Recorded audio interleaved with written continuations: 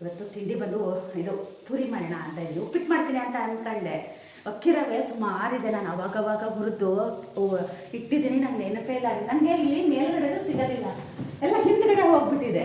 ಆಮೇಲೆ ನಿನ್ನೆ ಎಲ್ಲ ತೆಗೆದು ಕ್ಲೀನ್ ಮಾಡ್ತೀನಿ. ಇದರಲ್ಲೂ ಒಂದಿದೆ, ಇಲ್ಲೊಂದಿದೆ, ಇನ್ನೊಂದು ಯಾವುದೋ ಒಂದು ಬಾಟ್ಲಲ್ಲಿ ಇದೆ ಅಕ್ಕಿ ರವೆ. ನಾನು ಅಕ್ಕಿ ರವೆ ಇಲ್ಲ ಅಂತ ನಾನು ಯಾವಾಗಲೂ ಈ ಟೈಮಲ್ಲಿ ರಜದಲ್ಲಿ ಊರಿಗೆ ಹೋಗ್ತಿದ್ದೆಲ್ಲ, ಅವಾಗ ಅಮ್ಮ ಅಕ್ಕಿ ಎಲ್ಲ ತೊಳೆದು ಹಾಕಿ ರವೆ ಮಾಡಿ ಕಡುಬಿಗೆ ಒಂದು ಸ್ವಲ್ಪ ಇದಕ್ಕೆ ಅದು ಉಪ್ಪಿಟ್ಟಿಗೆ ಒಂದು ಸ್ವಲ್ಪ ಮಕ್ಕಳೆಲ್ಲ ಇರ್ಬೇಕಿದ್ರೆ ಜಾಸ್ತಿ ಬೇಕಿತ್ತಲ್ಲ ಮಾಡಿ ಕೊಡೋರು. ನಾನು ಇವಾಗ ರವೆ ಅಂದರೆ ಈಗ ಕಡುಬಿಗೆ ಏನಾದರೂ ರವೆ ಎಲ್ಲಾದರೂ ಉಳಿತು ಅಂದರೆ ಅದನ್ನು ರವೆ ಮಾಡಿ ಅದನ್ನು ಸಾಣಿಸಿ ಅದನ್ನ ಇಟ್ಕೊತೀನಿ. ಅದೇ ರವೆ ಅಷ್ಟಾಗಿದೆ.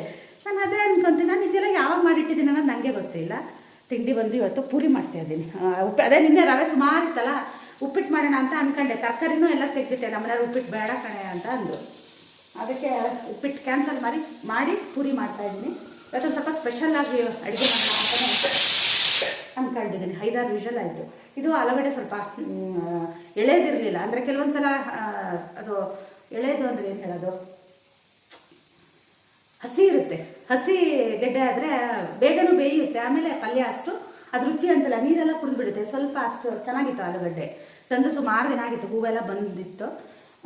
ಅದಕ್ಕೆ ಅಂತಲ್ಲ, ಉಪ್ಪಿಟ್ಟು ಮಾಡೋದು ಬೇಡ ಅಂತ ಹೇಳಿದಕ್ಕೆ ಪೂರಿ ಮಾಡೋಣ ಅಂತ ಪೂರಿಗೆಲ್ಲ ರೆಡಿ ಮಾಡ್ಕೊತಾ ಇದ್ದೀನಿ. ಆಲೂಗಡ್ಡೆ ಒಂದೇ ಬೇಯಕ್ಕೆ ಹಾಕಿದ್ದೆ. ಹೊರಗಡೆ ನಾನು ಬಾಗಿಲಿಗೆ ನೀರು ಹಾಕಿರಲಿಲ್ಲ, ಚಳಿ ಇತ್ತು ಮತ್ತು ಹೊರಗಡೆ ಕತ್ಲೇನೂ ಇತ್ತು. ನಮ್ಮ ಮನೆಯವರು ಊರಿಗೆ ಹೋಗ್ತಾ, ಹಾಗಾಗಿ ಹೋಗಿರಲಿಲ್ಲ. ಈಗ ಹೋಗಿ ಎಲ್ಲ ರಂಗೋಲಿ ಎಲ್ಲ ಹಾಕಿ ಬಂದೆ. ಇವತ್ತು ಶ್ರೇಗಿದು ಫೋನ್ ಇದೆ, ಫ್ರೈಡೇ ಇವತ್ತು. ಫೋನ್ ಏನು ಮಾಡಿಲ್ಲಪ್ಪ ಇಲ್ಲಿ ತನಕ. ಎಷ್ಟೊತ್ತಿಗೆ ಮಾಡ್ತಾ ಏನೋ ಗೊತ್ತಿಲ್ಲ. ಪೂರಿನೂ ಈಗ ಹಿಟ್ಟು ಕಲಿಸ್ಬೇಕು, ಗೋಧಿ ಹಿಟ್ಟು ತಂದಿದ್ದಿದೆ, ಎಲ್ಲಿದೆ ಅಂತ ಗೊತ್ತಿಲ್ಲ. ಇದರಲ್ಲಿ ಸ್ವಲ್ಪ ಖಾಲಿ ಆಗೋಕ್ಕಾಗಿದೆ. ಬಾಕ್ಸು ಕೂಡ ತೊಳಿಬೇಕು. ಇವತ್ತು ರಸಮ್ ಮಾಡೋಣ ಅಂತ ಇದ್ದೀನಿ. ನಾನು ಅವತ್ತೊಂದಿನ ಸಾಂಬಾರು ಪುಡಿ ತರಿಸಿದ್ದೆ ಗೊತ್ತಾ, ಭಟ್ರ ಹತ್ರ. ಅವರು ನಮಗೆ 3 ಸಾಂಬಾರು ಪುಡಿ ಕೊಟ್ಟಿದ್ರು. ಒಂದು ರಸಮ್ ಪುಡಿ ಬೇಕು ಅಂದಿದ್ದೆ ನಾನು, ಅರ್ಧ kg, 1 kg ಸಾಂಬಾರು ಪುಡಿ ಅಂದಿದ್ದೆ. ನಾವು ಅವಾಗ ಅವರು ನಮಗಾಗೆ ಮಾಡಿ ಕೊಡ್ತಾರೆ ಅಂತ ನಾನು 1 kg ಹೇಳಿಬಿಟ್ವಿ, ನಾನು ನಮ್ಮ ಮನೆಯವರು. ಅವ್ರು ಮಾಡಿ ಮಾಡ್ತಾರೆ ಅನಿಸುತ್ತೆ. ನನಗೇನು ಅಷ್ಟು ಇಷ್ಟ ಆಗಲಿಲ್ಲ, ಹಂಗಾಗಿ ನಾನು ನಿಮಗೆ ಯಾರಿಗೂ ರೆಫರ್ ಮಾಡಲಿಲ್ಲ. ನನ್ನ ಹತ್ರ ಸಾಂಬಾರು ಪುಡಿ ಯಾವಾಗಾದರೂ ಸೊಪ್ಪಿನ ಸಾರು ಒಂದು ಮಾಡಿದೆ, ಮತ್ತು ಚೂರು ಹಾಕ್ತೀನಿ ಅಷ್ಟೇ. ಅರ್ಧ kgಲಿ ಹಾಗೆ ಇದೆ, ಇನ್ನೊಂದು ಅರ್ಧ kg ಹಾಗೆ ಇದೆ. ಅವರು ಅವತ್ತೊಂದು ದಿನ ರಾತ್ರಿ ಬಂದು ರಸಂ ಪುಡಿ ಪ್ಯಾಕೆಟ್ ಕೊಟ್ಟು ಸಾಂಬಾರು ಪುಡಿದ ಅರ್ಧ kg ಒಯ್ದರು. ಮತ್ತು ತುಂಬ ಎಕ್ಸ್ಪೆನ್ಸಿವ್ ಕೂಡ ಅನ್ನಿಸ್ತು ನನಗೆ. ಎಷ್ಟು ಕೊಟ್ಟೆ ಗೊತ್ತಾ, 1 kg ಸಾಂಬಾರು ಪುಡಿ, ಅರ್ಧ kg ರಸಂ ಪುಡಿಗೆ ನಾನು 1200 ರೂಪಾಯಿ. ನಾನು ಕೊಟ್ಟಿಲ್ಲ, ನಮ್ಮ ಮನೆಯವ್ರು ಕೊಟ್ಟಿದ್ದು.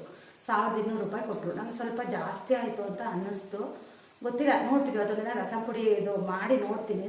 ನಿನ್ನೆನೇ ಮಾಡೋಣ ಅಂದ್ಕೊಂಡೆ, ನಿನ್ನೆ ಮಾಡಲಿಲ್ಲ. ಇವತ್ತದೇ ರಸಮ್ ಮಾಡಿ ಒಂದು ಸ್ವಲ್ಪ ಬೀಟ್ರೋಟ್ ಪಲ್ಯ ಮಾಡೋಣ. ಆಮೇಲೆ ಗೋಬಿ ಒಂದು ಸ್ವಲ್ಪ ಇತ್ತು, ಸ್ವಲ್ಪ ಹಾಳಾಗ್ಬಿಟ್ಟಿದೆ.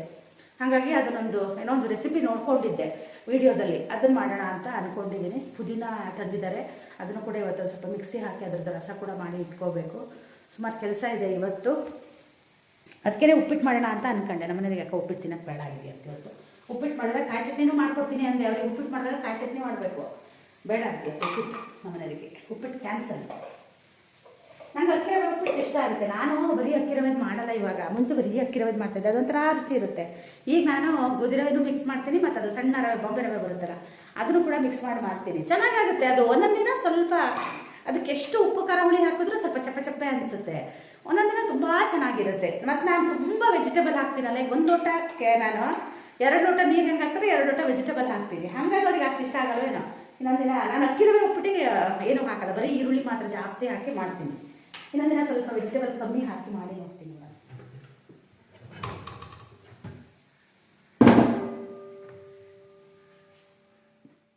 ಪೂರಿ ಮಾಡೋಕ್ಕೆ ನಾನು ಗೋಧಿ ಹಿಟ್ಟನ್ನೇ ಉಪಯೋಗಿಸ್ತೀನಿ. ಕೆಲವರು ಮೈದಾದಲ್ಲಿ ಮಾಡ್ತಾರೆ. ನನಗೆ ಮೈದಾದಲ್ಲಿ ಮಾಡಿದ್ರೆ ಅದೊಂಥರ ನಾರು ಥರ ಆಗಿಬಿಡುತ್ತೆ. ಹಾಗಾಗಿ ನಾನು ಮೈದಾದಲ್ಲಿ ಮಾಡಲ್ಲ, ಹೆಚ್ಚಾಗಿ ನಾನು ಗೋಧಿಲೇ ಮಾಡ್ತೀನಿ. ತುಂಬ ರುಚಿಯಾಗಿ ಇರುತ್ತೆ. ತುಂಬ ಸಾಫ್ಟಾಗಿರೋ ಪೂರಿ ಬೇಕು ಅಂದರೆ ನೀವು ಬೇಕಿದ್ರೆ ಇದಕ್ಕೊಂದು 2 ಚಮಚದಷ್ಟು ಮೊಸರು ಕೂಡ ಹಾಕ್ಕೋಬಹುದು. ಆವಾಗ ಪೂರಿ ಸಾಫ್ಟಾಗಿ ಬರುತ್ತೆ. ಇಲ್ಲಾಂದರೆ ಸ್ವಲ್ಪ ಬಿಸಿ ನೀರಿರುತ್ತೆ ಗೊತ್ತಾ, ಉಗುರು ಬೆಚ್ಚಗಿರೋ ಆ ಥರ ನೀರಲ್ಲಿ ಕೂಡ ಕಲಸಿದ್ರು ಪೂರಿ ಸಾಫ್ಟಾಗಿ ಬರುತ್ತೆ. ನಾನು ಒಂದೊಂದು ಸಲ ಹಂಗೆ ಮಾಡ್ತೀನಿ. ಹೆಂಗಾಗುತ್ತೆ ಹಾಗೆ, ಮನಸ್ಸಿಗೆ ಹೆಂಗೆ ಬರುತ್ತೋ ಹಾಗೆ. ಸ್ವಲ್ಪ ತರಕಾರಿಗಳನ್ನೆಲ್ಲ ಹಾಕಿನೇ ಇವತ್ತು ಆಲೂಗಡ್ಡೆ ಪಲ್ಯ ಮಾಡೋಣ ಅಂಥೇಳಿ ಬಟಾಣಿನೂ ಕೂಡ ತೆಗೆದು ಅದನ್ನು ಕೂಡ ನಾನು ಬೇಯಿಸೋದಕ್ಕೆ ಹಾಕ್ತಾಯಿದ್ದೀನಿ. ಒಗ್ಗರಣೆಗೆ ಹಾಕಿದ್ರೆ ಬಟಾಣಿ ತಿನ್ನೋಕೆ ಅಷ್ಟು ಚೆನ್ನಾಗಿ ಅನಿಸಲ್ಲ, ಸ್ವಲ್ಪ ಗಟ್ಟಿ ಥರ ಆಗಿಬಿಡುತ್ತೆ. ಈ ಥರ ಬೇಯಿಸಿ ಹಾಕಿದ್ರೆ ಬಟಾಣಿ ಕೂಡ ತಿನ್ನೋದಕ್ಕೆ ಚೆನ್ನಾಗಿರುತ್ತೆ. ಹಾಗೆ ನನಗೆ ಈಗ ಒಂದು 2-3 ದಿನದಿಂದ ಒಂದು ಕಮೆಂಟು ಬರ್ತಾ ಇದೆ, ಒಂದು ಸ್ವಲ್ಪ ದಿನದಿಂದ ಒಬ್ಬರು ಕಮೆಂಟನ್ನು ಹಾಕ್ತಾ ಇದ್ದಾರೆ. ನಾನು ಅವ್ರ ಕಮೆಂಟನ್ನು ಡಿಲೀಟ್ ಕೂಡ ಮಾಡ್ತಾ ಇದ್ದೀನಿ. ಅದು ಯಾಕೋ ಗೊತ್ತಿಲ್ಲ, ಸ್ವಲ್ಪ ಅತಿರೇಕಕ್ಕೆ ಹೋದಾಗ ನನಗೆ ಅದನ್ನು ಹೇಳಬೇಕು ಅಂತ ಅನ್ನಿಸ್ತು. ಕೆಲವೊಂದು ನಾನೀಗ ತುಂಬ ಜನ ನೀವು ಹೇಳ್ತೀರಾ ನೆಗೆಟಿವ್ ಕಮೆಂಟನ್ನು ತೊಗೊಂಡು ತಲೆ ಕೆಡಿಸ್ಕೋಬೇಡಿ ಅಂತ, ಹಾಗಾಗಿ ನಾನು ಕೆಡಿಸ್ಕೊತಾ ಇಲ್ಲ. ಆದರೆ ಇವರಿಗೆ ಸುಮ್ಮನೆ ನಾನು ಆನ್ಸರನ್ನು ಮಾಡ್ತಾ ಇದ್ದೀನಿ. ಅವ್ರಿಗೆ ನೆಟ್ಟಿಗೆ ಅವರ ಇಮೇಲ್ ಐ ಡಿನ ಯೋಗ್ಯತೆಗೆ ಅವ್ರಿಗೆ ಅವ್ರ ಹೆಸರಲ್ಲಿ ಮಾಡ್ಕೊಳ್ಳೋ ಯೋಗ್ಯತೆ ಇಲ್ಲ. ಹಲೋ ಅಂತ ಇಮೇಲ್ ಐ ಡಿ ಇದೆ. ಹಾಯ್ ಮೇಡಮ್, ಹಲೋ ಅವರೇ, ಯಾಕಂದರೆ ನಿಮ್ಮ ಹೆಸರು ಗೊತ್ತಿಲ್ಲದೆ ಇರೋದಕ್ಕೆ ನಾನು ಹಾಗೆ ಹೇಳ್ತಾ ಇದ್ದೀನಿ. ದಯವಿಟ್ಟು ನಿಮ್ಮ ಹೆಸರನ್ನ ಹಾಕ್ಕೊಂಡು ಒಂದು ಇಮೇಲ್ ಐ ಡಿನ ಕ್ರಿಯೇಟ್ ಮಾಡಿಕೊಂಡು ನನಗೆ ಹೇಳೋದಕ್ಕೆ ಬನ್ನಿ. ನಾನು ಇವಾಗ ತಮ್ನೇಲನ್ನು ಸ್ವಲ್ಪ ಡಿಫ್ರೆಂಟಾಗಿ ಮಾಡ್ತಾ ಇದ್ದೀನಲ್ವ. ಹೌದು, ನಾನು AI ಬಂದಿದೆ ಅಲ್ವಾ, ಇವಾಗ ನಾನು ಚಿನ್ನಿ ಹತ್ರ ಹೇಳಿ ಒಂದು ಸ್ವಲ್ಪ ತಮ್ನೇಲನ್ನು ಕೂಡ ಇವಾಗ ಮಾಡಿಸ್ಕೊತಾ ಇದ್ದೀನಿ. ನಾನು ಕೂಡ ಮಾಡ್ತಾಯಿದ್ದೆ ಮುಂಚೆ, ಅಂದರೆ ಇಷ್ಟು ಕ್ಯಾಚಿಯಾಗಿ ಇರ್ತಾ ಇರಲಿಲ್ಲ. ತಮ್ನೇಲೆಲ್ಲ ಮಾಡೋದಕ್ಕೆ ತುಂಬ ಟೈಮ್ ಕೂಡ ಬೇಕಾಗುತ್ತೆ. ತುಂಬ ಹೊತ್ತು ಕೂತ್ಕೊಂಡು ಅದನ್ನೆಲ್ಲ ಮಾಡಬೇಕು. ಕೆಲವೊಬ್ಬರೆಲ್ಲ ಎಡಿಟರ್ಸ್ನ ಇಟ್ಕೊಂಡಿರ್ತಾರೆ, ತಮ್ನೇಲ್ ಅಂತ ಮಾಡಿಕೊಡೋದಕ್ಕೆ ಇರುತ್ತೆ. ಅವ್ರು ಹೇಳ್ತಾರೆ, ನಾನು ದಿನ ಸಲಹೆ ಕೊಡ್ತೀನಲ್ವಾ, ನೀವು ಸಲಹೆ ಕೊಡ್ತೀರಲ್ವಾ, ಏನು ನೀವು ಸಾಧನೆ ಮಾಡಿದ್ದೀರಾ ಅಂತ ಸಲಹೆ ಕೊಡ್ತೀರಾ ಅಂತ ನನಗೆ ಕೇಳಿದ್ದಾರೆ. ನಾನು ಯಾರಿಗೂ ಹಿಂಗೆ ಮಾಡಬೇಡಿ ಅಂತ ನಾನು ಯಾರಿಗೂ ಫೋರ್ಸ್ ಮಾಡ್ತಾಯಿಲ್ಲ. ನನ್ನ ಲೈಫು ಸ್ಟೈಲ್ ಹೇಗಿದೆ ಅದನ್ನು ನಿಮಗೆ ತೋರಿಸ್ತಾ ಇದ್ದೀನಿ ವಿನಃ ನಾನು ಯಾರಿಗೂ ಒತ್ತಾಯ ಮಾಡಿಲ್ಲಪ್ಪ, ನೀವು ಇದನ್ನು ಮಾಡಿ, ಈ ಥರ ಮಾಡಲೇಬೇಕು, ನೀವು ಮಾಡಿ ಹೇಳಿ, ಆ ಥರ ನಾನು ಯಾರಿಗೂ ಹೇಳೇ ಇಲ್ಲ. ಆ ಥರ ಎಂಥ ಸಲಹೆ ಕೊಟ್ಟಿದ್ದೀನಿ ನಾನು? ಇವಾಗಿನ ಜನ ಯಾರು ಅಷ್ಟು ದಡ್ರಲ್ಲ. ನಾನು ಬೇಡದೇ ಇರೋ ಸಲಹೆ ಕೊಟ್ಟಾಗ ಅವರೆಲ್ಲ ಅದನ್ನು ತಗೊಳ್ಳೋದಕ್ಕೆ, ಸಲಹೆ ಕೊಡೋದಕ್ಕೆ ಏನೋ ಸಾಧನೆ ಮಾಡಬೇಕು ಅಂತಿಲ್ಲ. ಸಾಧನೆ ಅಂದರೆ ನಿಮ್ಮ ಪ್ರಕಾರ ಏನು ಅನ್ನೋದನ್ನು ಫಸ್ಟು ಹೇಳಿಬಿಟ್ಟು ಆನಂತರ ಹೇಳಿ, ಹೌದು ನಾನು ಸಾಧನೆ ಮಾಡಿದ್ದೀನಿ, 25,000 ಜನರ ಮನಸ್ಸು ಗೆದ್ದಿದ್ದೀನಿ ಅಂದರೆ ಅದು ಸಾಧನೆನೇ. ನಿಮ್ಮ ಥರ ಬಂದುಬಿಟ್ಟು ಯಾರದ್ದೋ ವೀಡಿಯೋಕ್ಕೆ ಬಂದು ಈ ಥರ ಕಮೆಂಟ್ ಹಾಕೋದಿದೆಯಲ್ಲ ಕೆಟ್ಟದಾಗಿ, ಅದು ಸಾಧನೆ ಅಲ್ಲ. ನೀವು ಮಾಡಿ ತೋರಿಸಿ, ಅಥವಾ ನೀವು ಜೀವನದಲ್ಲಿ ಏನೋ ಒಂದು ಸಾಧನೆ ಮಾಡಿ ನೋಡೋಣ. ನನಗೂ ಹೇಳಿ, ನೀವು ಬಂದು ನಿಮ್ಮ ಪರ್ಸ್ನಲ್ ನಂಬರ್ ಇರುತ್ತೆ ಅಲ್ವಾ, ಅದನ್ನು ಮೇಲಲ್ಲಿ ಹಾಕಿ, ಯಾರಿಗೂ ಸಿಗಲ್ಲ. ಹಾಕಿದಾಗ ನಾನು ಕೂಡ ನಿಮ್ಮ ಜೊತೆ ಮಾತಾಡ್ತೀನಿ. ಆದರೆ ನೀವಿರೋ ಜಾಗಕ್ಕೆ ಬಂದು ನೀವು ಅದೆಷ್ಟು ದೊಡ್ಡ ಸಾಧನೆ ಮಾಡಿದ್ದೀರಾ ಅನ್ನೋದನ್ನು ಕೂಡ ನಾನು ನೋಡ್ತೀನಿ. ಏನು ಸಾಧನೆ ಮಾಡಿ ದಬಾಕಿದ್ದೀರಾ ಅನ್ನೋದನ್ನು ಬೇರೆಯವ್ರಿಗೆ ಹೇಳೋದಕ್ಕಿಂತ ಮುಂಚೆ ನೀವೇನು ಅನ್ನೋದನ್ನು ಹೇಳ್ಕೊಳ್ಳಿ. ಅದರಲ್ಲಿ ನನ್ನ ಮಗಳದ ವಿಷಯನೂ ಹೇಳಿದ್ದಾರೆ. ನನಗೆ ಅದೊಂಥರ ಬೇಜಾರು ಅಂತ ಅನ್ನಿಸ್ತು. ಇದೇನಿದು ಅಂತ ಹೇಳೋದಿದ್ರೆ ನನಗೆ ಹೇಳಿ. ಮಕ್ಕಳು ಯಜಮಾನರ ವಿಷಯಕ್ಕೆ ನೀವು ಬರಬೇಡಿ. ಎಲ್ಲ ಹೆಣ್ಮಕ್ಳು ಸಾಧನೆ ಮಾಡಿದಂಗೆ ಒಂದು ಸಂಸಾರ ನಡೆಸೋದಾಗಲಿ, ಅಥವಾ ಮಕ್ಕಳನ್ನ ಒಂದು ಒಳ್ಳೆ ದಾರಿ ತರೋದಾಗಲಿ, ಅಥವಾ ಮಕ್ಕಳನ್ನ ಓದಿಸಿ ಒಂದು ಒಳ್ಳೆ ಕೆಲಸ ಕೊಡಿಸೋದು, ಅದು ಕೂಡ ತಂದೆ ತಾಯಿಗಳ ಸಾಧನೆನೇ ತಾನೇ. ಈ ಪ್ರಕಾರ ದುಡ್ಡು ಮಾಡಿ ಅಥವಾ ಏನು ಮಾಡಿದ್ರೆ ಸಾಧನೆ ಅನ್ನೋದನ್ನು ನೀವು ನನಗೆ ಇನ್ನೊಂದು ಸಲ ಕರೆಕ್ಟಾಗಿ ಕಮೆಂಟಲ್ಲಿ ಹಾಕಿ, ಮತ್ತು ನೀವೇನು ದೊಡ್ಡ ಸಾಧನೆ ಮಾಡಿ ಕಿತ್ತು ದಬಾಕಿದ್ದೀರ ಅನ್ನೋದನ್ನು ನನಗೆ ಹೇಳಿ ನೋಡೋಣ. ಎಲ್ಲ ಹೆಣ್ಮಕ್ಳು ಅಷ್ಟೇ, ಒಂದು ಮನೆ ನಡೆಸೋದಿದೆಯಲ್ಲ ಅದು ಈಸಿ ಅಲ್ಲ. ಕೆಲವೊಂದು ಹೆಣ್ಮಕ್ಳು ಮನೆಯಲ್ಲೂ ಕೆಲಸ ಮಾಡಿ ಹೊರಗಡೆನೂ ಹೋಗಿ ದುಡಿದು ಮತ್ತೆ ಮನೆಗೆ ಬಂದು ಮಕ್ಕಳು ಗಂಡ ಅದೆಲ್ಲ ನೋಡ್ಕೊತಾರಲ್ವ, ಅದು ಕೂಡ ಸಾಧನೆನೇ ತಾನೇ. ಪ್ರಕಾರ ಪ್ರತಿಯೊಬ್ಬರೂ ಅವ್ರವ್ರ ಇದರಲ್ಲಿ ಒಂದೊಂದು ಸಾಧನೆ ಮಾಡೇ ಇರ್ತಾರೆ. ಎಲ್ಲ ನಾನು ಅದನ್ನು ಮಾಡಿದ್ದೀನಿ ಇದನ್ನು ಮಾಡಿದ್ದೀನಿ ಅಂತ ಹೇಳ್ಕೊಳ್ಳೇಬೇಕು ಅಂತಲೂ ಇಲ್ಲ. ಕೆಲವೊಬ್ಬರು ಗುರುತಿಸಿ ಅದೇನೋ ಸಾಧನೆ ಮಾಡಿದ್ದಾರೆ ಅಂತ ಏನೋ ಅವಾರ್ಡ್ಗಳು ಅದು ಇದು ಸಿಗುತ್ತೆ, ಕೆಲವೊಬ್ಬರಿಗೆ ಸಿಗಲ್ಲ. ಹಾಗಂತ ಅವ್ರು ಯಾರು ಏನೂ ಮಾಡೇ ಇಲ್ಲ ಅಂತ ಅರ್ಥನ. ಸಾಧನೆ ಅಂದರೆ ಏನು ಅನ್ನೋದನ್ನು ಫಸ್ಟ್ ಡೆಫಿನೇಷನ್ ನನಗೆ ಹೇಳಿ, ಆವಾಗ ನಾನು ಕೂಡ ಹೌದಾ ಈ ಥರ ಮಾಡಿದ್ರೆ ಮಾತ್ರ ಸಾಧನೆನಾ ಅಂತ ಹೇಳ್ತೀನಿ. ಹಾಗೆ ನೀವು ಅಷ್ಟೇ, ನಾನೇನಾದರೂ ಹೇಳಿದ್ರಲ್ಲಿ ತಪ್ಪಿದೆಯಾ ಅಂತ ನನಗೆ ಕಮೆಂಟಲ್ಲಿ ತಿಳಿಸಿ. ಹೌದು, ನಾನು ತುಂಬ ದೊಡ್ಡ ಸಾಧನೆ ಮಾಡಿದ್ದೀನಿ. 25,000 ಜನ ನನ್ನ ಹಿಂದಿದ್ದಾರೆ, ನನ್ನನ್ನು ಪ್ರೀತಿಸೋರಿದ್ದಾರೆ. ಅದು ತುಂಬ ದೊಡ್ಡ ಸಾಧನೆ. ನೀವು ಒಂದು ನಿಮಿಷ ನಾನು ಹಾಕಿರೋ ವಿಡಿಯೋನ ನೋಡಿ ಕುತ್ಕೊಂಡು ನೀವೊಬ್ಬರೇ ಆಲೋಚನೆ ಮಾಡಿ ಅದೆಷ್ಟು ದೊಡ್ಡ ಸಾಧನೆ ಅಂತ ನಿಮಗೂ ಕೂಡ ಗೊತ್ತಾಗುತ್ತೆ. ನಾನು ಯಾರಿಗೂ ಯಾವುದೇ ರೀತಿಯಾಗಿರೋ ಸಲಹೆಗಳನ್ನ ಕೊಡಲ್ಲ. ನಾನು ತುಂಬ ಚಿಕ್ಕವಳು, ನಾನೇ ನಿಜ ಹೇಳ್ತೀನಿ. ಕೆಲವೊಂದು ಕಮೆಂಟ್ಗಳಲ್ಲಿ ಅವರನ್ನೇ ಕೇಳ್ತೀನಿ ಏನು ಮಾಡ್ಬೋದು ಅಂತ. ಎಷ್ಟೊಂದು ಜನ ನನಗೆ ಸಲಹೆಗಳನ್ನ ಕೊಟ್ಟಿದ್ದಾರೆ. ನಾನು ಸಲಹೆಗಳನ್ನ ಕೊಡೋದಕ್ಕಿಂತ ನಾನು ಅವರಿಂದ ತುಂಬ ಸಲಹೆಗಳನ್ನ ತೊಗೊಂಡು ನಾನು ತಿದ್ದಿ ನಾನು ನಡೀತಾ ಇದ್ದೀನಿ. ನಿಮಗೆ ಯಾವ ರೀತಿ ಸಾಧನೆ ಮಾಡಬೇಕು ಅನ್ನೋದು ನಂಗೆ ಗೊತ್ತಿಲ್ಲ. ನನ್ನ ಪ್ರಕಾರ ನಾನು ಸಾಧನೆ ಮಾಡಿದ್ದೀನಿ ಅಂತ ಅಂದ್ಕೊತೀನಿ. ನೀವೇನಾದರೂ ಈ ವಿಡಿಯೋ ನೋಡಿದ್ರೆ ನನಗೆ ಅದು ಯಾವ ರೀತಿಯಾಗಿರೋ ಸಾಧನೆ ಮಾಡಬೇಕು ಅನ್ನೋದನ್ನು ಕಮೆಂಟಲ್ಲಿ ತಿಳಿಸಿ. ಬನ್ನಿ ಇದಾಗಿತ್ತು. ನಂಗೆ ನಿಜವಾಗ್ಲೂ ಅವರ ಕಮೆಂಟ್ ನೋಡಿದಾಗ ಬೇಜಾರಲ್ಲ, ನಗು ಬಂತು. ನಾನು ನಮ್ಮನೆಯವರು ಅರ್ಧ ಗಂಟೆ ನಕ್ಕಿದ್ದೀವಿ, ಏನು ಸಾಧನೆ ಅಂತ ಹೇಳಿ. ದುಡ್ಡು ಮಾಡೋದೇ ಒಂದು ಸಾಧನೆನೋ ಏನೋ ನನಗೆ ಗೊತ್ತಿಲ್ಲ, ಅವರ ಅಭಿಪ್ರಾಯ ಹೆಂಗಿದೆ ಏನು ಎತ್ತ ಅಂತ. ಹಾಗೆ ಅವರು ರಸಂ ಪುಡಿ ತಂದು ಕೊಟ್ಟಿದ್ರಲ್ವ, ಅದನ್ನು ನಾನು ತೆಗೆದು ಹಾಕಿರಲಿಲ್ಲ ಬಾಟ್ಲಿಗೆ. ಅಂದರೆ ಯಾವುದೋ ಬಾಟಲ್ಗಳೆಲ್ಲ ಖಾಲಿ ಆಗಿಬಿಟ್ಟಿತ್ತು. ಹಾಗಾಗಿ ನಿನ್ನೆ ಮತ್ತೆಲ್ಲ ಕ್ಲೀನ್ ಮಾಡಿ ಕೆಲವೊಂದೆಲ್ಲ ಅರ್ಧ ಆಗಿತ್ತು, ಅದನ್ನೆಲ್ಲ ಬೇರೆದಕ್ಕೆ ಹಾಕಿ ತೆಗೆದಿದ್ದೆ. ರಸಂ ಪುಡಿ ಅದೇನು ಘಮ ಅಷ್ಟೊಂದು ಚೆನ್ನಾಗೇನು ಇರಲಿಲ್ಲ, ತುಂಬ ಚೆನ್ನಾಗೂ ಏನು ಆಗಿರಲಿಲ್ಲ. ರಸಂ ಸಾಂಬಾರು ನಮ್ಮ ಮನೆಯವರು ಅದೇ ಅಂತಿದ್ದಾರೆ, ಅದ್ರ ಘಮ ನೋಡಿ ಏನು ಇಲ್ಲ ಕಣೆ ಇದರಲ್ಲಿ ಅಂತ.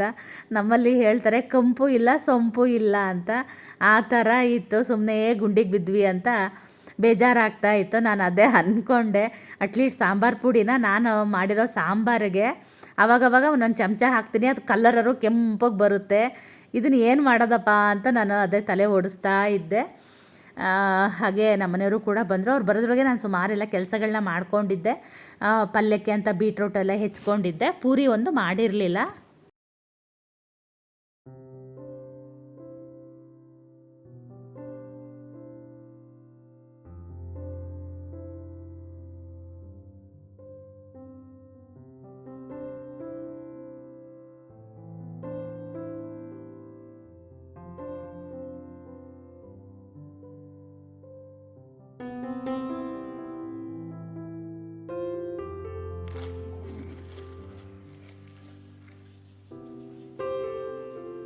ಅಲ್ಲಿ ಡೈನಿಂಗ್ ಟೇಬಲ್ ಮೇಲೆ ಬಿಸಿಲು ಬರುತ್ತೆ.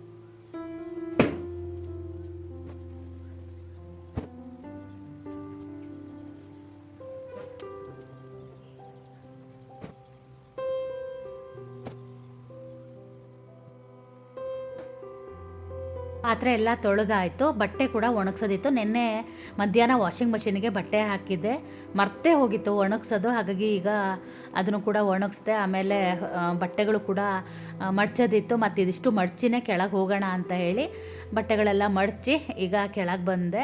ಕಲ್ಲಂಗಡಿ ಹಣ್ಣಿತ್ತು, ನಮ್ಮ ಮನೆಯವರು ಹೆಚ್ಚು ಅಂತ ಫ್ರಿಜ್ಜಲ್ಲಿ ಇಟ್ಟಿದ್ದೆ, ಅದನ್ನು ಕೂಡ ಹೊರಗಡೆ ತೆಗೆದು ಇಟ್ಟಿದ್ದಾರೆ. ಬೇಳೆನೂ ಕೂಡ ಬೇಯಿಸಿದ್ದೀನಿ, ಟೊಮೆಟೊ ಮತ್ತು ಬೇಳೆನ ಬೇಯಿಸಿದೆ. ಅದು ಅಡುಗೆ ಮನೆ ಒರೆಸ್ಕೊಂಡು ಬೇಯಿಸಿದ್ರೆ ಅದು ಕೆಲವೊಂದು ಸಲ ಹಾರುತ್ತೆ. ಹಾಗಾಗಿ 2 ಸಲ 3 ಸಲ ಅಡುಗೆ ಮನೆ ಕ್ಲೀನ್ ಮಾಡಬೇಕಾಗುತ್ತೆ. ಅದಕ್ಕೇ ಬೇಳೆನೂ ಕೂಡ ಬೇಯಿಸ್ಕೊಂಡೆ, ಮತ್ತು ಅದು ಮಿಕ್ಸಿ ಕೂಡ ಹಾಕಬೇಕಲ್ವ, ತಣ್ಣಗಾಗಬೇಕು, ಅದಕ್ಕೆ ಬೇಗ ಬೇಯಿಸ್ಕೊಂಡೆ.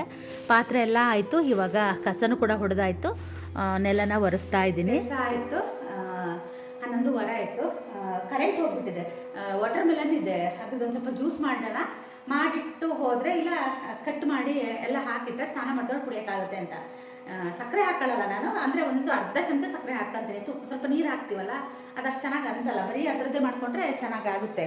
ಆದರೆ ಅದು ನುರಿಬೇಕಲ್ಲ, ಹಾಗಾಗಿ ಏನಾಗಿದೆ ಅಂದರೆ ನಮ್ಮ ಸಿಂಪಲ್ ಫ್ರೆಂಡ್ ಇದ್ದ ಗೊತ್ತಾ, ಒಬ್ಬನು ಬರ್ತಿದ್ದ, ಅವನಿಗೆ ನಾನು ಸೋಮು ಅಂತಿದ್ದೆ, ಏನೇನೋ ಹೆಸರು ಕರಿತಾ ಇದ್ದ ಪಾಪ, ಅವನು ಕೂಡ ಸತ್ತೋಗಿದ್ದಾನಂತೆ. ಅವರ ಓನರು ಇವತ್ತು ನಮ್ಮ ಮನೆಗೆ ಸಿಕ್ಕಿದ್ರಂತೆ. ಅವತ್ತು ದಿನ ಸಿಕ್ಕಾಗ ಹುಷಾರಿಲ್ಲ ಅಂತ ಹೇಳಿದ್ರಂತೆ. ಅವನು ಇವಾಗ ಬರ್ತಿರ್ಲಿಲ್ಲ. ಅವ್ನು ಲಾಸ್ಟ್ ಯಾವತ್ತು ಗೊತ್ತಾ, ಸಿಂಪಲ್ ಸತ್ತೋದಲ್ಲ ಅವತ್ತು, ಮಗಳು ಅಳುತ್ತೆ, ಅದೇ ಹಠ ಮಾಡುತ್ತೆ. ಅವತ್ತು ರಾತ್ರಿ ನಮ್ಮ ಮನೇಲಿ ಉಳಿದವನು, ಅವತ್ತು ಹೋದವನು, ಆಮೇಲೆ ಯಾವಾಗೋ ಒಂದೊಂದು ದಿನ ಬರೋನು. ಅಂದರೆ ತುಂಬ ಕಮ್ಮಿ ಆಗಿತ್ತು. ಸಿಂಬ ಇದ್ದಾಗ ಇಲ್ಲ ವಾರಗಟ್ಟಲೆ 15 ದಿನ ಉಳಿಯೋನು.